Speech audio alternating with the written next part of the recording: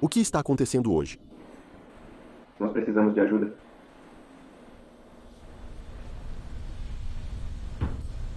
Eu matei minha namorada depois que a peguei me traindo.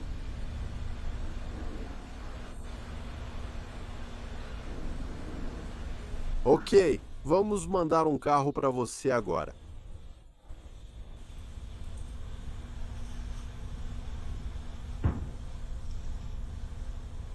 Ok, quantos anos você tem, senhor? 23. Onde você está agora? Estou no meu quarto deitado. Qual o seu nome, senhor? Black. Blake? Qual é o seu sobrenome? Blake. Scanlon. Ok, Blake. Blake, o que houve com sua namorada? Eu peguei ela me traindo e eu a matei. Como você fez isso? Eu a esfaqueei. Você a esfaqueou. Ela está aí? Sim, ela morreu na sexta-feira.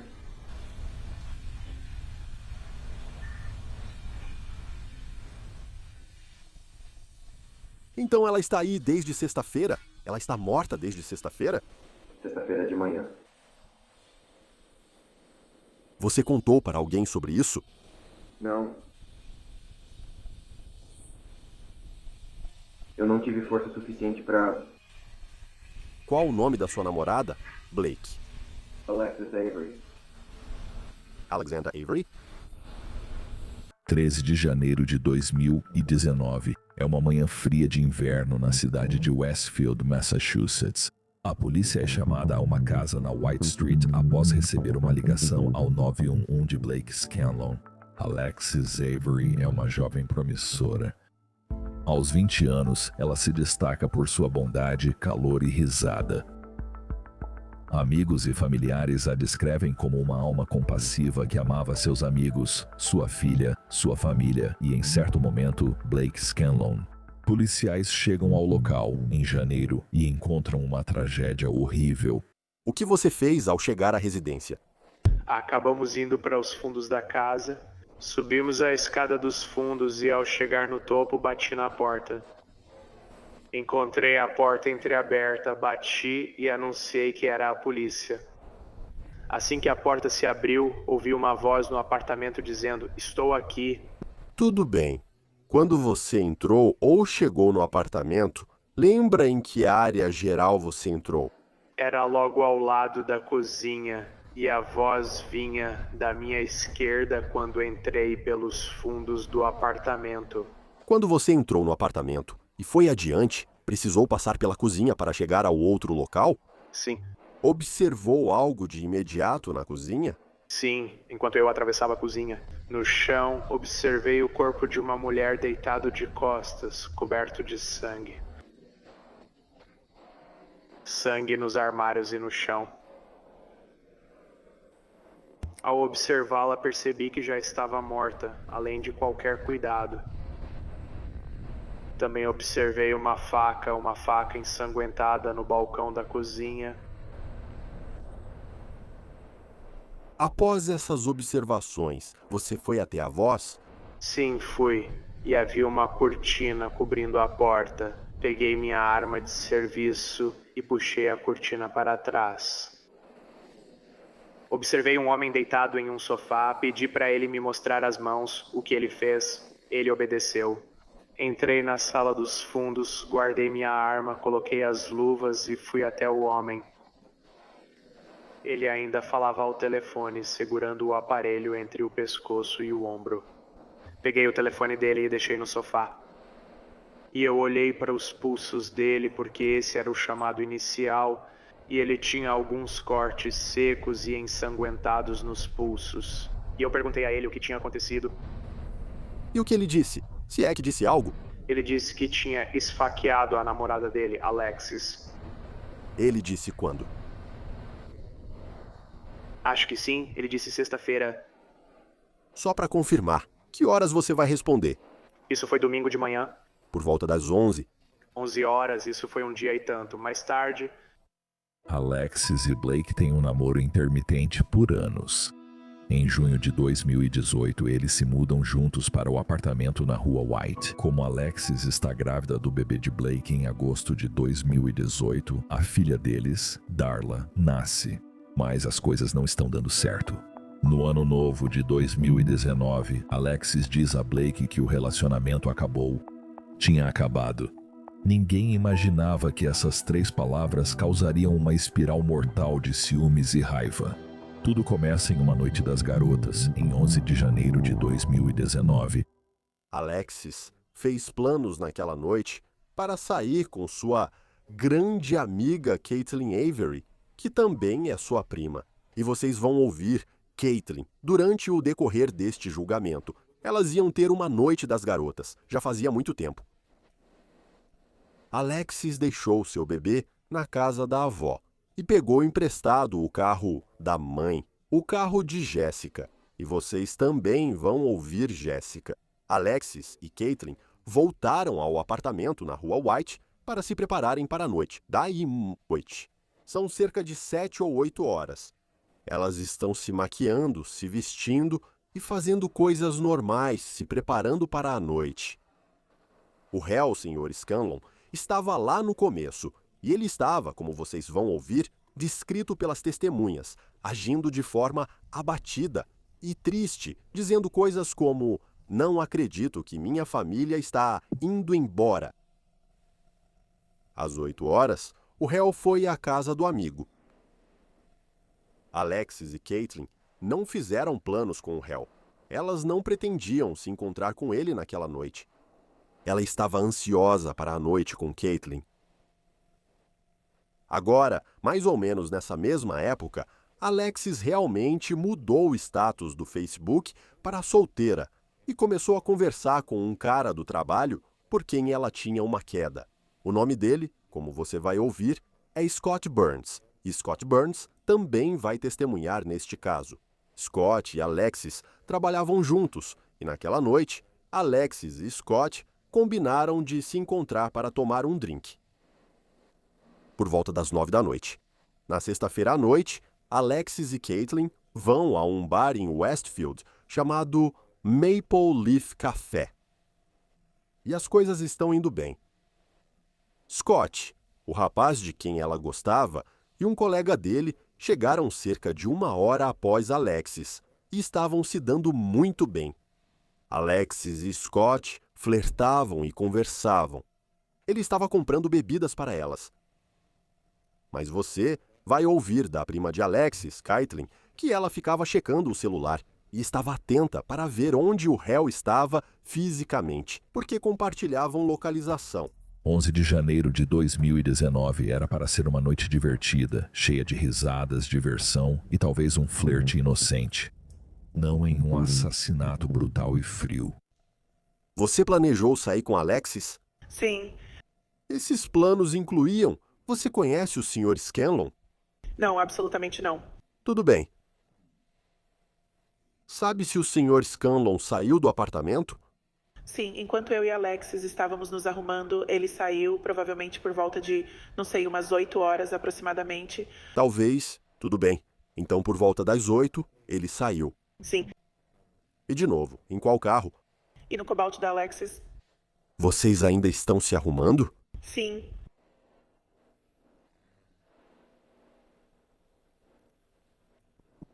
O que exatamente significa se arrumando para você? Estávamos fazendo nossa maquiagem, ouvindo música, sabe, dançando por aí. Alex trocou de roupa algumas vezes, o normal para uma garota. Claro. Isso foi há muito tempo, se você lembra. O que foi? Você a chamou, Alex? Sim. Você lembra o que ela vestia? Eu me lembro. Ela acabou usando um cropped rosa claro de manga longa, tipo suéter, e calça jeans escura com rasgos laterais. Ok. E para onde vocês foram primeiro? Qual bar? O Maple Leaf em Westfield. Você sabe aproximadamente que horas vocês chegaram lá? Por volta das 9. Tudo bem? Você já conhece esse lugar? Sim. E quando você chegou ao Maple Leaf, havia mais alguém com você além da Alexis? Não, as pessoas na verdade se encontraram com a gente lá. Certo. E quando você diz que as pessoas se encontraram com você lá, quem? Se você souber. O colega de trabalho da Alexis, Scott, e um amigo dele. Certo, você já tinha conhecido o Scott antes. Não, Foi na primeira noite que o conheceu? sim. E como? Se sabe como Scott soube que devia estar lá. Alexis tinha. Sofrido. Alexis tentou falar com Scott antes dessa noite? Você sabe se ela se comunicou com ele, mesmo sem detalhes? É sim ou não, indeferido. Antes daquela noite? Não, naquela noite. Ah, sim, ela se comunicou com ele. Ok. E então, o que aconteceu quando Scott apareceu? Só descreva, de forma geral, o que estava acontecendo. Todas nós nos encontramos no bar e ele nos comprou alguns shots. E estávamos só socializando, conversando, curtindo. Elas flertaram um pouco no início, de forma bem casual. Tudo bem.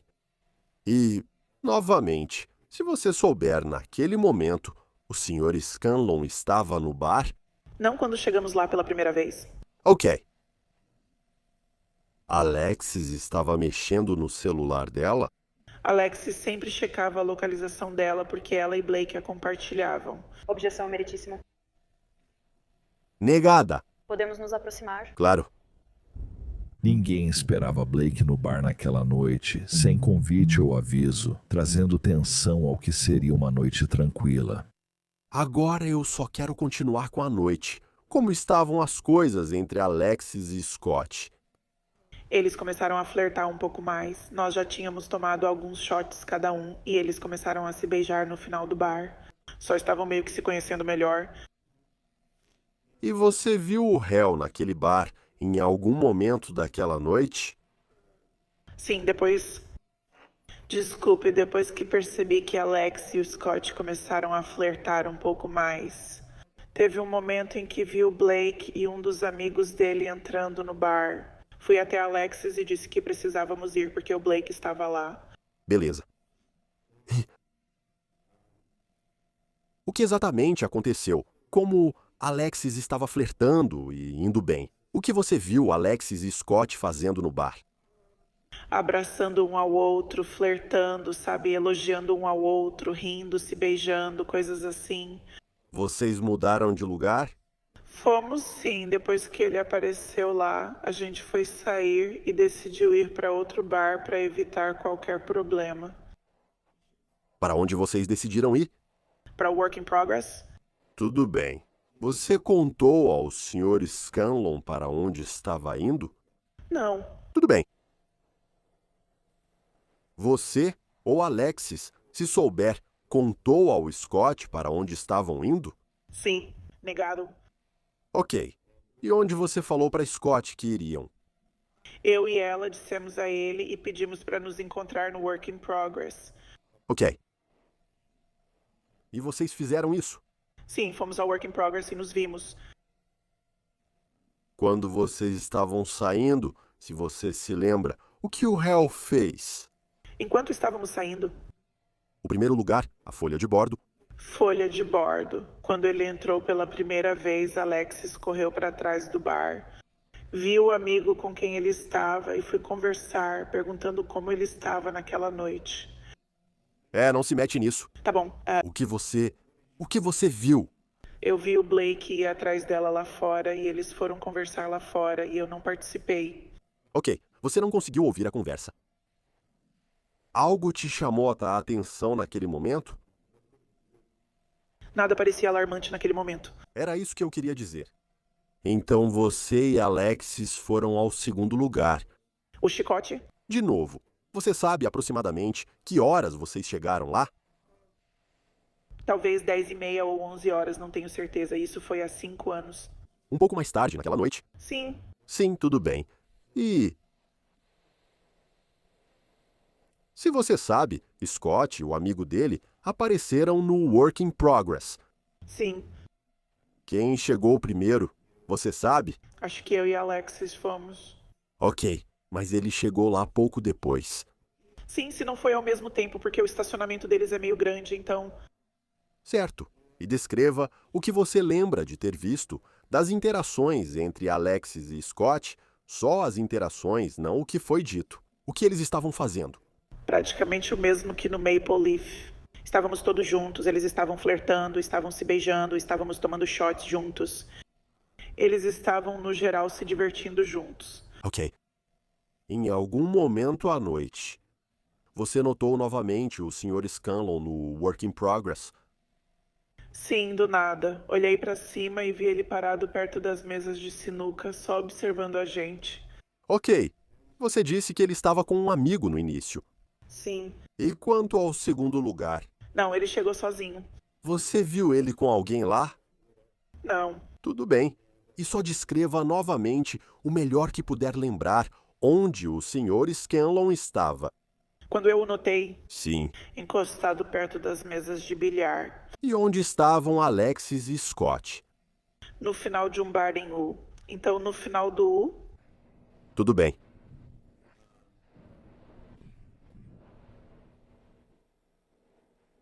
Você falou com o Sr. Scanlon? falei, Como aconteceu? Você começou a conversa? sim, fui eu. Como você fez isso? Quando percebi que ele estava parado ali e foi até a Alexis para conversar com ela e perguntar: Você sabe o que estava acontecendo? Quem era Scott? Alexis apresentou Scott para ele e disse: Este é meu colega de trabalho, Scott. E então eu puxei Blake para o pátio e disse para ele: Sabe, o que você está fazendo? Isso não vai, sabe, ajudar em nada. Essa é a posição sobre o que ela disse.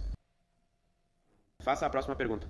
Mas você teve uma conversa com ele lá fora, no pátio? Sim, Tudo bem. O que ele disse para você? espera, desculpa. Eu me lembro de ter tido a conversa com ele e então, enquanto eu estava contando para ele seja lá o que for, ele viu Alexis e Scott se abraçando e perguntou por que eles estão assim. E se ele continuasse vendo aquilo, ele ia acabar com ele? Agora eu quero avançar para, 1h da manhã, mais ou menos. Você observava o Alexis, então? Você conseguia vê-la no bar? Não, Tudo bem. Você sabia onde ela estava naquele momento? eu não sabia.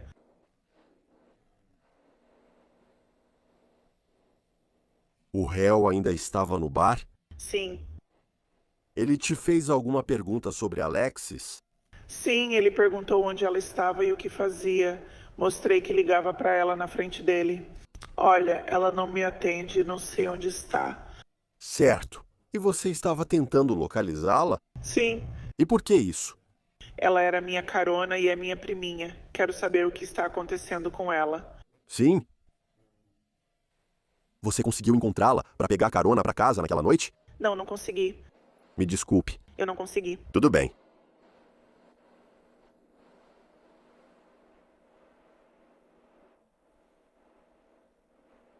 Posso te perguntar algo? Você viu o réu nos 2 bares, certo? Sim, Tudo bem. Se você se lembra, você recorda. Se ele estava bebendo, não o vi beber em bares. você falou com ele nos 2 lugares, certo? Sim, brevemente. E você já tinha consumido álcool na presença dele antes dessa noite? Sim, Você já o viu alegre ou embriagado? sim. Pelas interações daquela noite, como ele lhe pareceu? Sóbrio, só angustiado desde o início, chateado por perder a família. Como ele estava dizendo, mas não fora do comum, não era algo alarmante. Meritíssimo. Isso está indeferido. Você conseguiu entender as palavras dele quando ele falou com você? Com certeza. Ok, ele estava em pé, não estava caindo ou algo assim? Sim,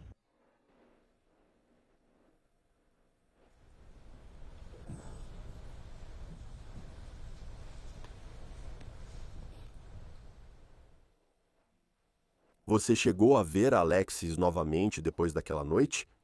não, eu não vi. Com o avanço da noite, Alexis e Scott Burns, seu crush do trabalho, seguiam se dando bem sob o olhar ciumento de Blake Scanlon. Então, só descreva o que você e Alexis estavam fazendo de modo geral, o que vocês estavam fazendo no bar. Estávamos apenas curtindo e conversando com o pessoal do trabalho e amigos. Certo. Você lembra mais ou menos? Faz tempo. Que horas chegou no Maple Leaf? Eu diria 9h30. Ok? E enquanto você estava lá, você mencionou que estava conversando com Alexis. Você ligou para ela e a chamou de Lexi? Lexi, E como ela parecia enquanto você estava tendo essas conversas com ela? ela parecia, sabe bem? Sei que ela estava de olho no ex-namorado. Em algum momento, enquanto você estava no Maple Leaf, as coisas avançaram um pouco entre você e Lexi? Sim, E só descreva o que você quer dizer com isso. começamos a flertar e nos beijamos. Ok. E onde vocês estavam no bar? Se lembra? Acho que estávamos no balcão do bar. Você lembra de ter visto o Sr. Scanlon naquele bar? Acredito que ele esteve lá em algum momento, sim. Mas você não o conhece, certo? Correto? Em algum momento da noite, você e Lexi saíram do bar? Sim, E para onde vocês foram? para o meu caminhão. Só rapidamente. Que tipo de caminhão era? Só pra gente ter uma ideia. F-150. Tudo bem. 2 portas, 4 portas. Cabine dupla com 4 portas, eu acredito. Certo. E ao sair para o caminhão, o que ocorreu? Nós continuamos flertando e acabamos transando. Onde vocês estavam no caminhão? Só para eu entender melhor. No banco de trás atrás. Tudo bem. E o que aconteceu? Enquanto isso estava acontecendo, A porta do motorista ou do passageiro dianteiro foi aberta. e me diga o que você viu. Era um cara parado ali. Sabe, a gente meio que se separou e... Você e Lexi. Correto. E esse cara falou algo. Só para pegar as coisas dela e ir embora. Ele falou algo pra você? Não, acho que não. Tudo bem. Mais tarde, naquela noite, Blake Scanlon foi ao apartamento de Alexis com um objetivo sombrio que destruiria vidas antes do amanhecer. No sábado, 12 de janeiro, a mãe de Alexis sentiu angústia crescente com o passar das horas. Alexis não apareceu para buscar a filha e sua ausência parecia muito incomum. Quando foi a última vez que realmente viu Alexis? Se lembra disso? Sim, foi na noite de 11 de janeiro, numa sexta-feira. E onde você a viu? Na minha casa, Por que ela foi à sua casa? ela pegou o carro emprestado com a Caitlin. Ok.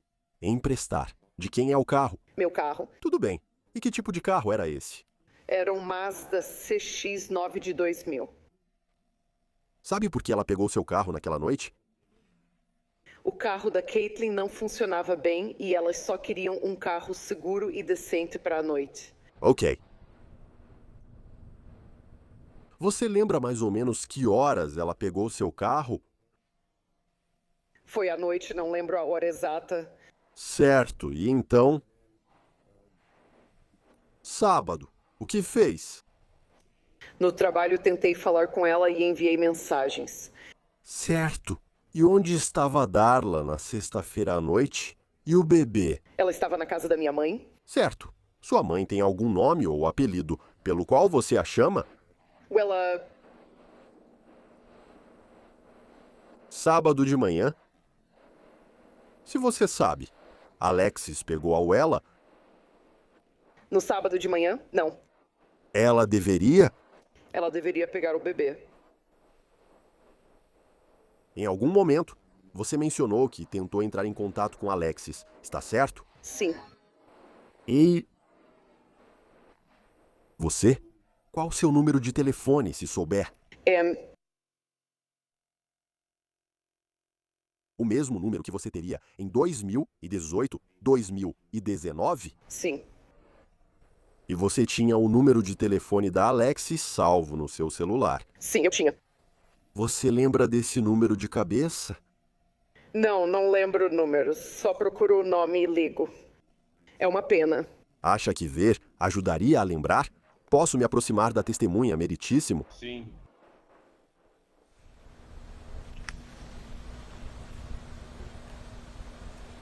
Sim.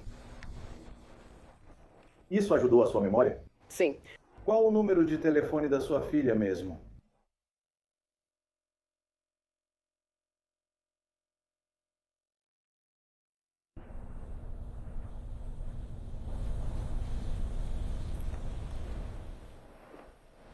Você conseguiu falar pessoalmente com Alexis durante o sábado, 12 de janeiro? Não. Como falou com ela?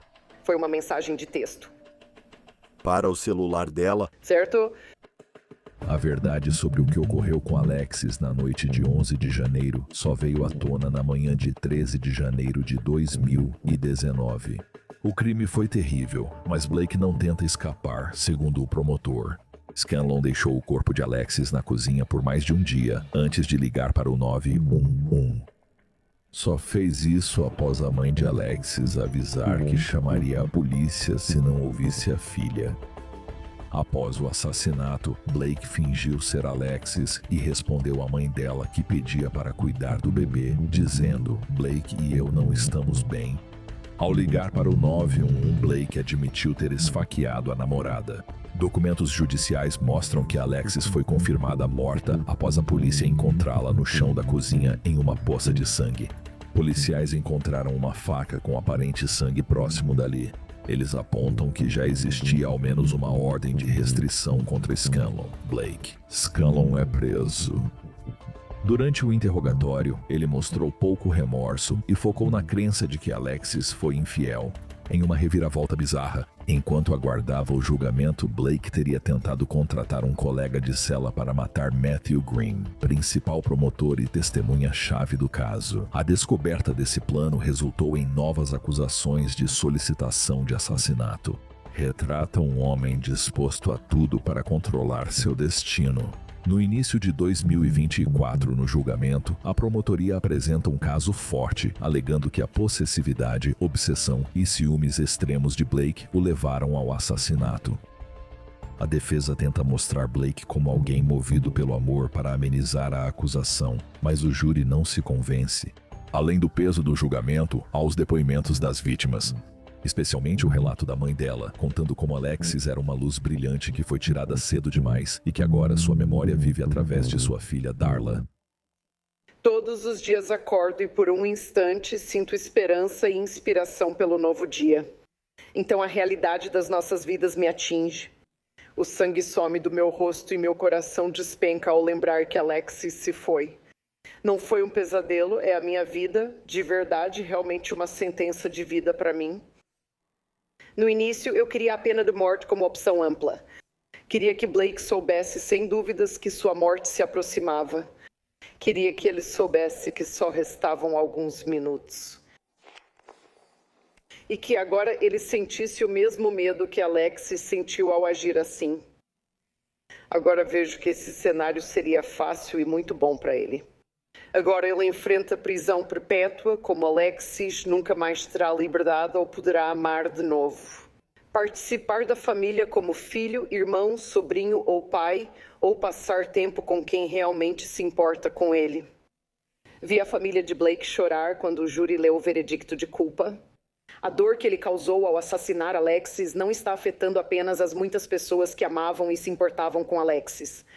Mas suas ações também feriram profundamente quem o ama e se importa. A grande diferença aqui, meritíssima, é que Blake fez escolhas e tomou atitudes que o colocaram nessa situação.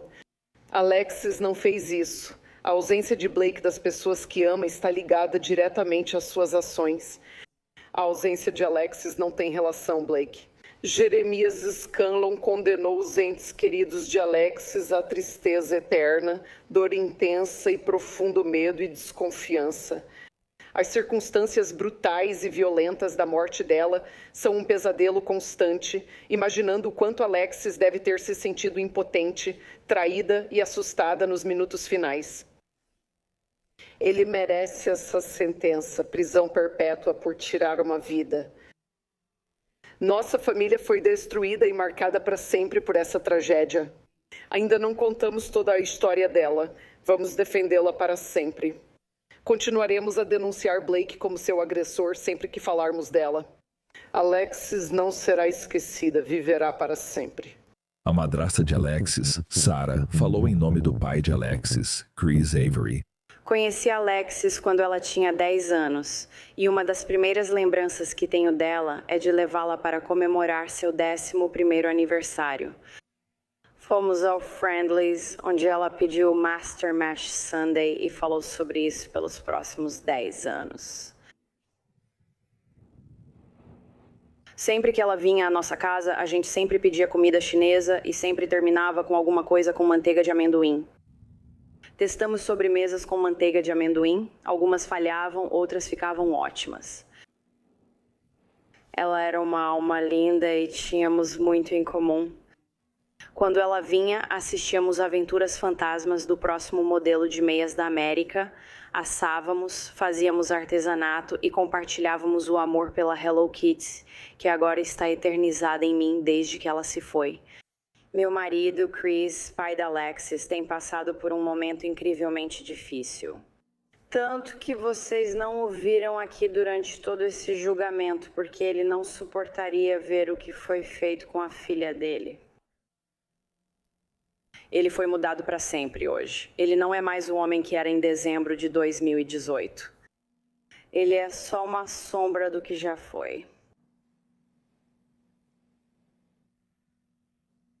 Ele está retraído, infeliz, miserável, na verdade deprimido. E sinceramente tenho medo do dia em que ele desista por não conseguir seguir em frente. Alexis sempre dizia que se eu engravidasse, ela esperava ter um irmãozinho.